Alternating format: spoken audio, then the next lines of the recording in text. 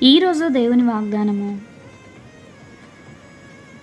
తన పరిశుద్ధాలయమందుండు దేవుడు తండ్రి లేని వారికి తండ్రియు విధవరాండ్రకు న్యాయకర్తయునై ఉన్నాడు. కీర్తనల గ్రంథము 68వ అధ్యాయము 5వ వచనము.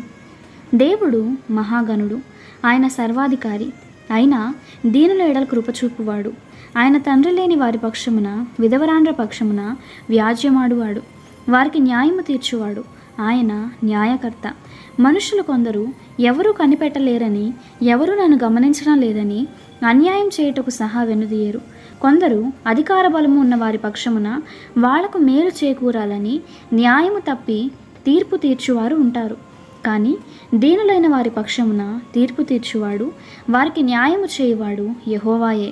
ఆయన మనుషుల పొంగులను అధికార గర్వమును అణచువాడు. ఈరోజు న్యాయము నీ పక్షమున ఉన్నా నీకు న్యాయం జరగడం లేదని చింతించకు. ఎవరూ నా పక్షమున మాట్లాడట్లేదని భయపడకు.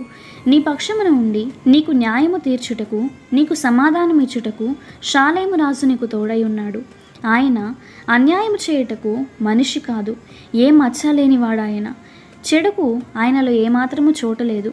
పరిశుద్ధుడు పరిశుద్ధుడు అని నిత్యము అనునిత్యము దూతలతో మహాదూతలతో కొనియాడబడుచున్న వాడాయన. అలాంటి ఆయన నీకు అన్యాయం చేస్తాడని ఎందుకు అనుకుంటున్నావు? ఆయన నీ విజయం కోసము రాజాజ్ఞనైనా మార్చగలడు. నీ కోసము ఎర్ర సముద్రము వంటి సమస్యల మధ్యలోనైనా మార్గం కల్పించగలవాడాయన. పైకి ఎగసిపడుతున్న అలలు నిన్ను ముంచివేయుటకు కాదు, అవి నీ శత్రువులను నశింపచేయుటకే ఎగసిపడుతున్నాయి. గనుక నీ బలమైన దేవునిపై ఆనుకొని నీ బాధ్యతలు ఆయనకు అప్పగించి నెమ్మది కలిగి ఉండు. ప్రార్థన.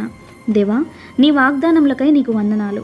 అయ్యా, నీవు దీనుల పక్షమున న్యాయం తీర్చువాడవై ఉన్నావని ఎరిగి నా పోరాటమును నీ చేతికి అప్పగిస్తున్నాను. నా పక్షమున నువ్వు పోరాడి నాకు విజయము చేకూర్చమని యేసు నామమున ప్రార్థిస్తున్నాము తండ్రి.